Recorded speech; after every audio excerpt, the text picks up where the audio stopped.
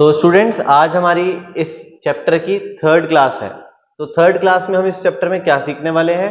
हम ये सीखने वाले हैं कि हमें कोई इक्वेशन अगर मिल गई, लीनियर इक्वेशन इन टू वेरिएबल अगर हमें मिली है तो उसके सॉल्यूशन कैसे फाइंड करते हैं। ठीक है, आज हमें सीखना है सॉल्यूशन कैसे फाइंड करते हैं।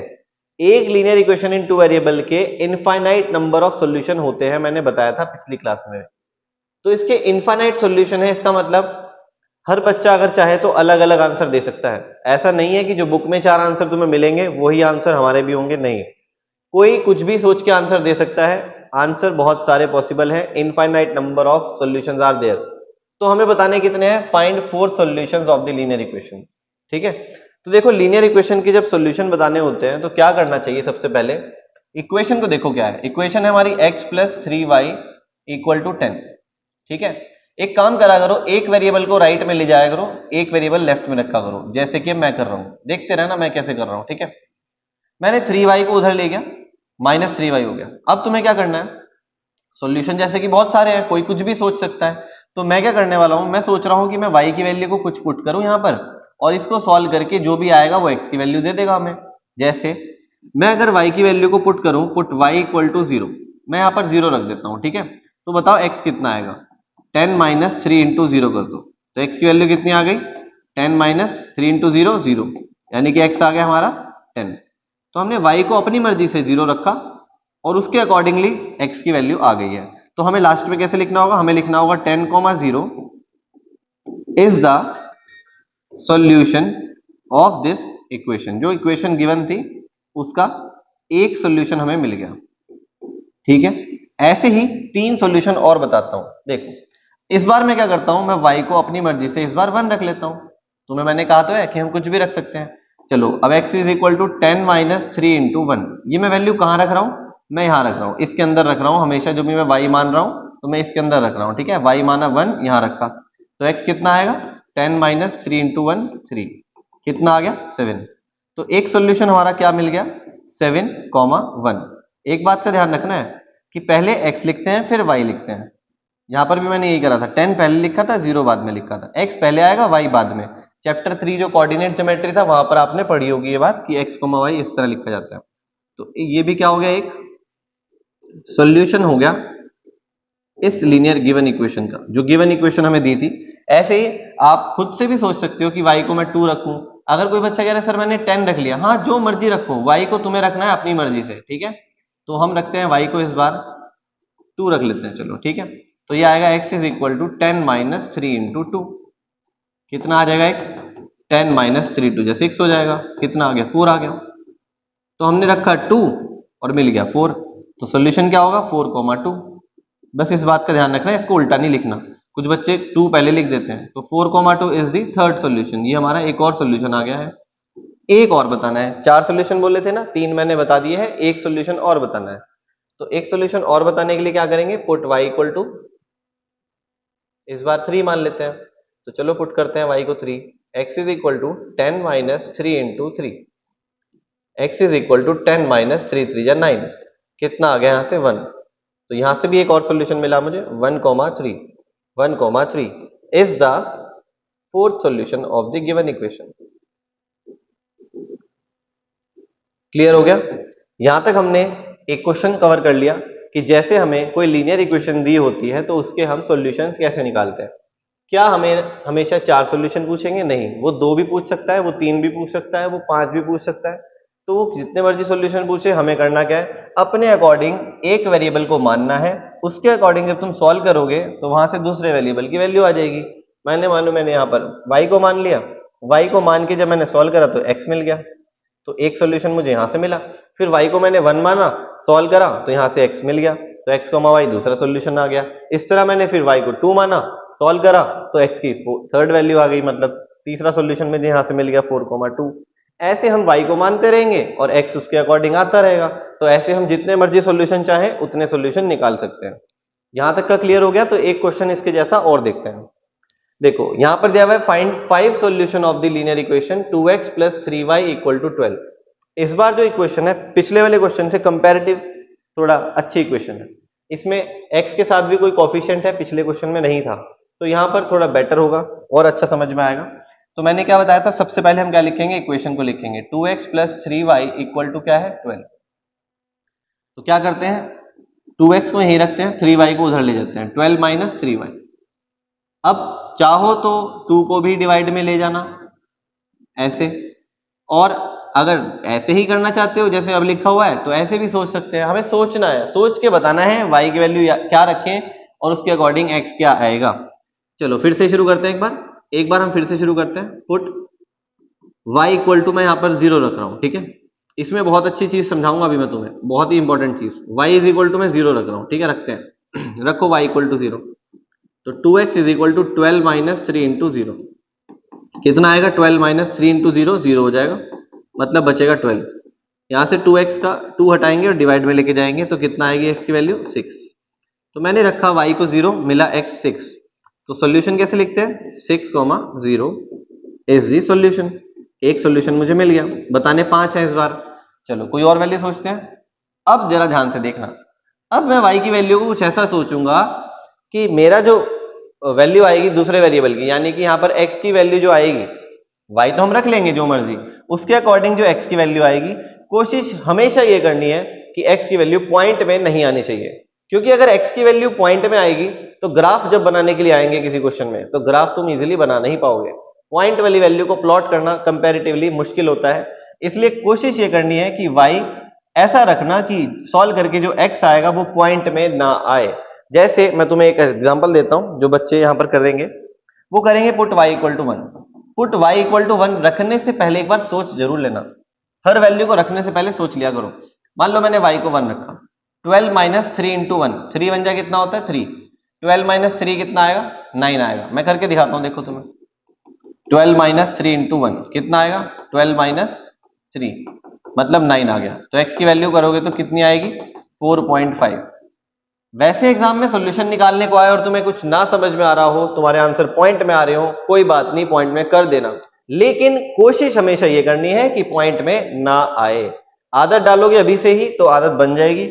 अगर तुम ऐसे ही अभी से ही पॉइंट में करने लगोगे तो फिर एग्जाम में हमेशा दिक्कत आएगी, पॉइंट में आंसर आएंगे तुम्हारे। वैसे गलती कोई नहीं है इसमें, ठीक है, लेकिन ग्राफ में प्लॉट करते हुए प्रॉब्लम आएगी। तो अभी से ही हम क्यों ना सही आदत डाल लें, हम ऐसी वैल्यू लेंगे जिसमें y को रखने से x जो आएगा वो हमारा बिना पॉइंट के आए। रखते हैं, चलो मैं इसमें 2 रखता हूं, मैंने सोच लिया 2 रखने से नहीं आएगा, ठीक है, देखते हैं। चलो तो यहां पर रखते हैं 2x is equal to 12 minus 3 into 2। तो बन गया 12 माइनस 3 2 6, कितना आएगा 6। x is equal to 6 upon 2 कितना आ गया 3। तो यहां से y को 2 रखने से x की वैल्यू आई 3। तो 3,2 is the solution of the equation. दूसरा सॉल्यूशन हो गया। तीसरा सोचते हैं, 3 रखोगे फिर वही प्रॉब्लम आएगी, तो ऐसे ही मैं इस बार 4 रख रहा हूं, ठीक है, 4 में शायद प्रॉब्लम नहीं आएगी, देख लेते हैं। 12 माइनस 3 इंटू 4, मैं वैल्यू रख कहां पे रहा हूं, मैं इस इक्वेशन में वैल्यू रख रहा हूं जो मैंने थोड़ा सिंप्लीफाई कर ली थी। 2x is equal to 12 minus 3 4 12, बहुत बढ़िया, ये तो 0 ही आ गया। तो 0 अपॉन 2 कितना होता है 0 होता है। तो यहां से थर्ड सॉल्यूशन मेरा क्या आया 0,4 इज दी थर्ड सॉल्यूशन। ये मेरा तीसरा सॉल्यूशन है। मेरे को बताने 5 है, मैं आपको 4 बताऊंगा, एक आप खुद करेंगे, ठीक है। पुट y इक्वल टू कुछ और रखते हैं, 6 रखते हैं, रखें 6 रखते हैं। तो 2x is equal to 12 minus 3 into 6, कहां रखी मैंने वैल्यू, यहां रखी। 2x is equal to 12 minus 3 into 6, तो 2x is equal to 12 minus 18, कितना आ गया माइनस का 6, और x आएगा माइनस 6 अपॉन 2 करने से माइनस का 3। कोई बात नहीं, नेगेटिव ठीक है, मैंने आपको बताया था कि पॉइंट में नहीं आने चाहिए, ठीक है, नेगेटिव पॉजिटिव तो चल जाएगा। तो minus 3,6 is the fourth solution of this equation. ऐसे ही आप इसको 8 रखें और सॉल्व करें, ठीक है, और फिफ्थ सॉल्यूशन इसका फाइंड करें। समझ में आ गया। 2 क्वेश्चन मैंने लिए, एक बिल्कुल बेसिक था, एक उससे थोड़ा बेटर था। अब जो थर्ड क्वेश्चन लेंगे इससे भी बेटर एक क्वेश्चन लेते हैं। 3 क्वेश्चन समझाने के बाद मुझे लगता है ये चीज आपको समझ में आ जाएगी कि हमें अपनी मर्जी से कोई वेरिएबल मानना है, उसको सॉल्व करने के बाद जो दूसरा वेरिएबल आएगा वहां से हमारा सोल्यूशन कंप्लीट हो जाएगा। तो हमें इस तरह से सोल्यूशन मिलने शुरू होंगे। फिर दोबारा मैंने कुछ और सोचा, सॉल्व किया, एक्स आ गया, यहां से एक और सोल्यूशन मिला, सोचा कुछ, सॉल्व किया, x आ गया, फिर एक और सॉल्यूशन मिला। समझ में आ गया होगा क्या क्या स्टेप फॉलो करने हैं। देखिए थर्ड क्वेश्चन, देखो स्टूडेंट ये तुम्हारा लास्ट क्वेश्चन है आज के लेक्चर का। इसके बाद मैं होमवर्क बताऊंगा तुम्हें क्या करना है, ठीक है। वो होमवर्क अगर तुमने कर लिया अभी हैंड टू हैंड तो समझ जाना ये टॉपिक तुम्हारा अच्छे से क्लियर हो जाएगा, और ये सबसे इंपॉर्टेंट टॉपिक है इस चैप्टर का। देखो यहाँ पर जो अब क्वेश्चन दिया हुआ है इसमें ना देखो फ्रैक्शन आ रहा है, ऐसे में क्या करेंगे, यहाँ पर 3 सोल्यूशन बताने हैं, क्या करेंगे। देखो सबसे पहले हम ना पहले तो क्वेश्चन लिखते हैं। 3y/2 इक्वल टू 1 लिख लिया क्वेश्चन। एलसीएम ले लो, एलसीएम लोगे कितना आएगा 6, 3 2 6 होता है तो यहाँ बनेगा 4x। एलसीएम लेना आता ही होगा, 2 3 6 होता है तो 3 3 9y। ये 6 कहाँ चला जाएगा, ये जाएगा मल्टीप्लाई में 1 के साथ, तो 4x plus 9y equal to 6। ये मेरी इक्वेशन जो है थोड़ा सिंपल बन गई पहले के कंपेरेटिव, उससे कंपेयर करो सिंपल बन गई। और इसको थोड़ा अच्छा कर लेते हैं तो देखो ये ऐसा हो जाएगा 4x is equal to 6 minus 9y। Clear यहां तक। अब इसके अकॉर्डिंग मैं आपको सोल्यूशन सोच के बताता हूं, 3 सोल्यूशन कैसे फाइंड करना है। 3 सोल्यूशन कैसे फाइंड करना है यहां करते हैं इस तरफ, देखो 4x is equal to 6 minus 9y, 4x is equal to 6 minus 9y। मैंने क्या कहा था, वैल्यू ऐसी सोचना जिससे पॉइंट ना आए, ठीक है। चलो स्टार्ट करते हैं। मैं लेट करता हूं पुट y इक्वल टू, देखो सोच के देखना, अगर मैं 0 मान लूं, अगर मैं यहाँ 0 मान लूं y को तो ये पूरी टर्म 0 हो जाएगी, फिर बचेगा 6, इधर बचेगा 4, 6/4 करोगे तो फिर वही पॉइंट में आएगा, तो इसलिए अभी हम इसको 0 नहीं रख रहे हैं। ऐसे ही तुम 1 रख के देखना, 2 रख के देखना, मैं इसको 2 रख रहा हूं, ठीक है। ये सोचना होता है थोड़ा सा, ठीक है। एग्जाम में अगर तुम्हें मुश्किल लगे तो कोई भी वैल्यू रख दो, सॉल्व करके जो आएगा पॉइंट में कोई बात नहीं, लेकिन ग्राफ वाले क्वेश्चन में प्रॉब्लम आती है बस, ठीक है। तो उसके लिए मैं तुम्हें पहले से ही प्रिपेयर कर रहा हूँ। y इक्वल टू 2 रखते हैं, रखो 4x is equal to 6 minus 9 into 2, 9 two से कितना हो गया 18, माइनस करो कितना आ रहा है, माइनस का 12 आ रहा है। x is equal to minus 12/4 कितना हो गया, माइनस का 3 आ गया। तो मैंने y रखा 2, x आया -3, तो हम लिखेंगे -3,2 is the solution of this equation. एक सॉल्यूशन मिल गया। अब एक और सॉल्यूशन देखते हैं, ठीक है। देखते हैं कुछ और रख के, पुट y इक्वल टू क्या रखें, क्या 4 रख के देखें एक बार। 9 4 36, चेक करो 9 4 36, 6 माइनस 36 30 बचेगा, पॉइंट आएगा। कुछ और रखो, -2 रख के देखते हैं, -2 मुझे लगता है -2 से आ सकता है, एक बार चेक करते हैं। 4x is equal to 6 minus 9 into -2, y के प्लेस पे -2 रख रहा हूँ, ब्रैकेट में रखना, गलती कभी नहीं होगी, ठीक है। ब्रैकेट का यूज करा करो, जब वैल्यू को रखते हो ब्रैकेट में रखो। देखो यहाँ भी ब्रैकेट में रखिए, यहाँ भी ब्रैकेट में रखिए, तो ये बनेगा minus minus plus, 9 two the 18, 18 और 6 को ऐड करो कितना आएगा 24, तो x इज इक्वल टू 24/4 कितना आ गया 6 आ गया। तो मेरे पास जो सोल्यूशन आया वो क्या आया, 6, -2 इज द सोल्यूशन। ये हो गया हमारा सेकंड सोल्यूशन। 2 सोल्यूशन आ गए, एक और सोल्यूशन सोचना है, एक और सोचते हैं, एक और सोचते हैं। देखो 6 रख के आ रहा है क्या, अगर मैं 6 रखूं चेक करते हैं, put y equal to 6, y equal to 6 रखते हैं तो आएगा 4x is equal to 6 minus 9 into 6, तो ये आएगा 6 माइनस 9 6 54, 54 में से 6 माइनस करोगे तो माइनस का 48 बचेगा। यस ये भी सही है, ये कट करके कितना आएगा माइनस का 12 आएगा, तो यस इट इज करेक्ट। तो यहां से मिल गया -12,6 इज द थर्ड सॉल्यूशन। ये भी एक हमारा सॉल्यूशन हो गया। क्लियर हो गया कि किस तरह से हम सॉल्यूशन निकाल रहे हैं, और सॉल्यूशन में मैं पॉइंट भी आने नहीं दे रहा हूं, तुमने देख लिया होगा।